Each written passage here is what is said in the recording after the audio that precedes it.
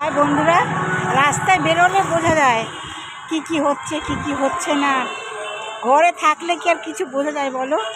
এই আমি একটু এলআইসি অফিসে যাচ্ছি, আমার বরের ভোটের ডিউটি এসেছে, তার পেপারটা আনতে। কারণ কালকে অফিস বন্ধ, ও তো কালকে ট্রেনে উঠবে, ওর জন্য রোববারে ট্রেনিং আছে, তাই এলআইসি অফিসে যাচ্ছি। এলআইসি অফিসে এসেছি, কাজ চলছে, এলআইসি কাজ চলছে। এলাম কাগজ নিতে, এলাম একটা, বলছিলাম না ভোটের কাগজ নিতে, তাই এলাম আর কি। এই যে নিতে এসেছিলাম কাগজটা, এই নিয়ে যাচ্ছি। ওপরে আসতে হলো, আমি ভাবলাম নিচে দিয়ে যাবে, না ওপরে আসতে হলো, তাই আর কি এলাম।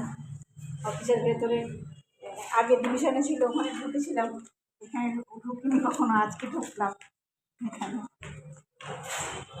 তো যাওয়া যাক, বাড়ি যাওয়া যাক।